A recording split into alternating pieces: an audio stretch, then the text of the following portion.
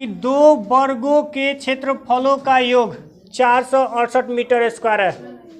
दो गो वर्ग है, वर्ग के बारे में सबको बताया गया है। चार भुजाओं से बने बंद आकृति जिसकी चारों भुजा आपस में बराबर हो तथा प्रत्येक कोण 90 अंश का, उसे वर्ग कहते हैं। ठीक है, तो वर्ग का जो यहाँ पे दिया गया ना, दो गो वर्ग दिया गया है। कौ वर्ग दिया गया है? दो गो वर्ग दिया गया है। अब दोनों वर्गों की जो भुजाएं हैं ना, अलग अलग है, एक ही जैसा नहीं है। अगर एक का 3 होगा तो दूसरा का 2 भी हो सकता है, 4 भी हो सकता है, छोटा बड़ा कोई भी हो सकता है। हमको ये पता नहीं कि किस वर्ग की भुजा कितनी है, ये पता नहीं है।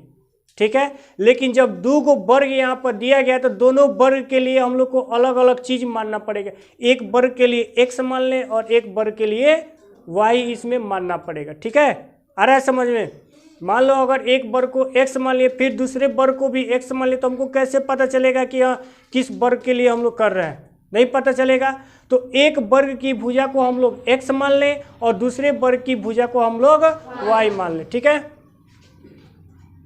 माना कि पहले वर्ग की भुजा x मीटर तथा दूसरे वर्ग की भुजा कितनी है? y मीटर है। प्रश्न में क्या करा, ध्यान से सुनो। वर्ग का परिमाप और वर्ग का क्षेत्रफल याद है ना? वर्ग का परिमाप और वर्ग का क्षेत्रफल कह रहा है कि दो वर्गों के क्षेत्रफलों का योग, क्षेत्रफलों का योग, यानी सबसे पहले जो पहले वर्ग की भुजा है उसका भी क्षेत्रफल निकालेंगे और दूसरे वर्ग की जो भुजा है उससे भी उसका क्षेत्रफल निकालेंगे और तब उन लोग को जोड़ेंगे। ठीक है, तो पहले वर्ग का क्षेत्रफल हम लोग लिखे, पहले वर्ग का क्षेत्रफल कितना हो जाएगा? एक्स स्क्वायर हो जाएगा। वर्ग का क्षेत्रफल भुजा स्क्वायर होता है। ठीक है, तो भुजा इसमें x दे दिया गया तो भुजा स्क्वायर यानी एक्स स्क्वायर हो जाएगा, एक्स स्क्वायर मीटर स्क्वायर लिख सकते हैं।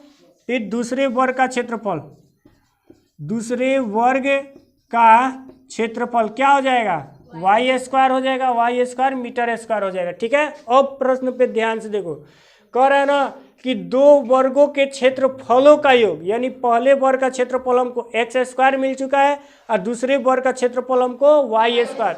अब इसका जो योग है वो कितना है? 468, यानी दोनों वर्गों के क्षेत्रफलों का योग 468 है। यानी वर्गों के क्षेत्रफलों का योग, वर्गों के क्षेत्रफलों का योग कितना है?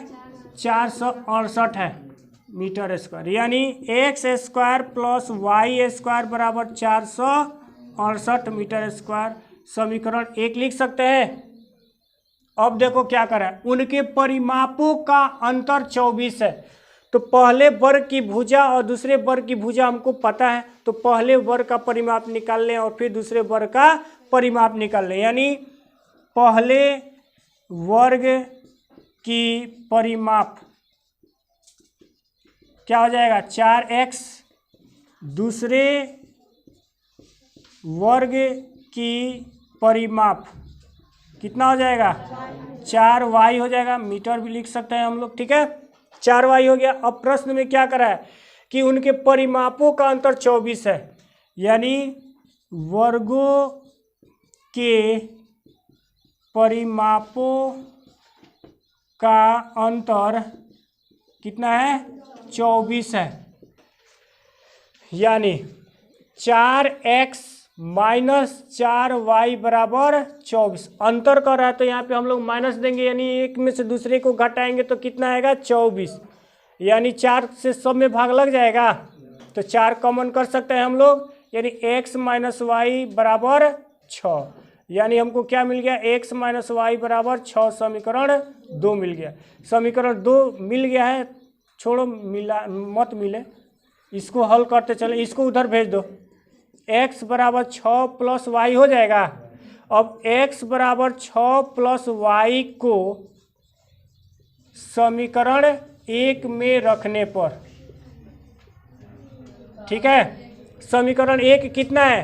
X square plus y square बराबर 468। हमको x के जगह पर इतना रखना है ना।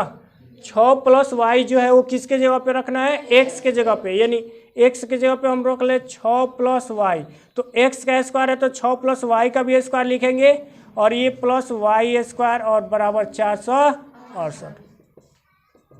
अब इसको a + b के होल स्क्वायर पर बैठाएंगे, ठीक है, यानी a² + 2ab + b² और ये y² का y² बराबर 468। ये 36 हो जाएगा और यानी 6 का वर्ग करेंगे 36 हो जाएगा। इसको हम लोग गुणा करेंगे, 2 से 6 में गुणा करेंगे 12, 12 से y में गुणा करेंगे तो 12y और ये y² और y² 2y² बराबर 468।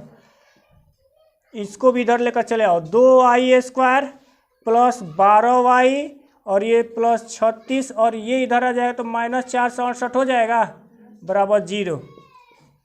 2y² + 12y और ये एक प्लस में है और एक माइनस में तो घटेगा ना, लेकिन चिन्ह माइनस कर देंगे क्योंकि माइनस वाला का मान अधिक है, ठीक है। 8 में से 6 घट जाएगा 2, 6 में से 3 घट जाएगा 3 और ये 4 का 4 बराबर 0। 2y² + 12y -432 है, 2 से सभी पदों में भाग लग जाएगा, हम लोग 2 से भाग दे सकते हैं, ठीक है, 2 कॉमन कर सकते हैं। 2y + 6y 2 × y² + 6y -2 1 6 बराबर 0। यानी हमको यहाँ पे एक समीकरण मिल चुका है क्या, y² + 6y -216 बराबर 0। अब यहाँ से हम लोग इसको द्विघाती सूत्र से आसानी से हल कर सकते हैं, बन जाएगा ना।